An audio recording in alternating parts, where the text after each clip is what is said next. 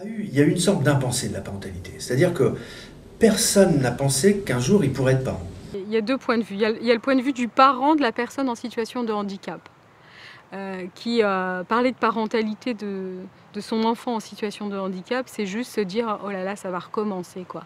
Hein, c'est un autre enfant que j'aurai à ma charge, et voilà. Je crois que ça, c'est une des grosses peurs, et ça, c'est compliqué. Et puis, il y a tout un autre bout qui est... voilà, c'est des enfants qui... Tout de suite, on nous dit c'est des enfants, ils vont pas pouvoir s'en occuper, c'est des enfants qui vont être placés, c'est pas un avenir pour un enfant. Voilà, puis quelle image leurs enfants peuvent avoir de leurs parents. Enfin, c'est comme si c'était mieux d'être alcoolique, en gros, qu'handicapé, quoi. Eux, il y a une sorte de tabou. C'est-à-dire que c'est un sujet tabou, mais pour les personnes déficientes, elles ont bien compris que c'était tabou. Donc elles n'en parlent pas. Donc la difficulté de se projeter dans le temps et cette impensée de la parentalité fait que souvent, quand ils expriment un désir d'enfant, c'est quelque chose qui est un peu nébuleux pour eux. Et quand l'enfant arrive, ils sont beaucoup moins prêts qu'une femme ordinaire qui accouche. Parce qu'une femme ordinaire qui accouche, elle sait déjà plein de choses sur la parentalité. Puis il y a une exigence à l'égard de ces parents-là, qui est quasiment une exigence de perfection de la part d'un certain nombre de partenaires, qu'on n'exigerait pas d'une maman dite entre guillemets normale, par exemple.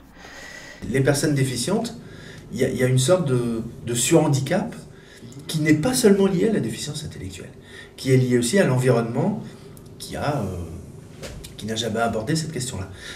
Donc il y a beaucoup de regards, il y a beaucoup de choses qui mettent en incompétence, qui peuvent mettre en incompétence.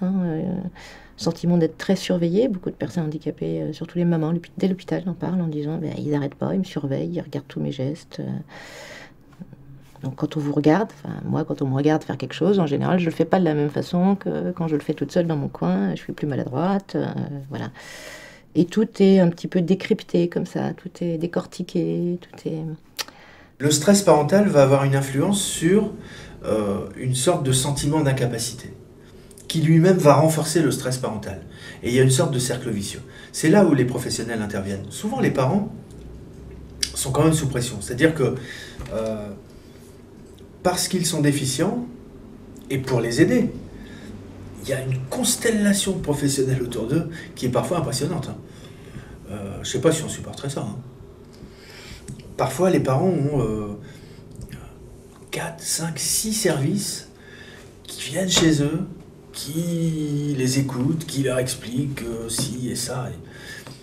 Ce professionnalisme de professionnels de PMI, ou de professionnels de l'aide sociale à l'enfance des départements ou de professionnels des SAVS, souvent ne se concertent pas. Il n'y a pas de lieu de concertation. Donc chacun vient pour une raison précise, donne un certain nombre d'indications, de conseils, d'orientations qui ne sont pas toujours cohérentes et, in fine, qui ne sont pas compris par les personnes. Donc quand on donne des orientations ou des conseils ou des recommandations qui ne sont pas comprises, ça ne sert à rien. Si des professionnels aguerris viennent m'expliquer ce que je dois faire mieux et que je ne comprends pas, c'est vraiment que je ne suis pas compétent. Donc ça renforce encore ce sentiment d'incompétence et le stress. Et je trouve que la question du stress parental est, de mon point de vue, elle est centrale dans ce qu'on doit mettre en place dans l'accompagnement des parents. Reconnaître à l'autre, au-delà de son trouble psychique, une place d'humain. Voilà, comme tout à chacun dans notre société. Ça, c'est une vraie question. Donne-toi devant.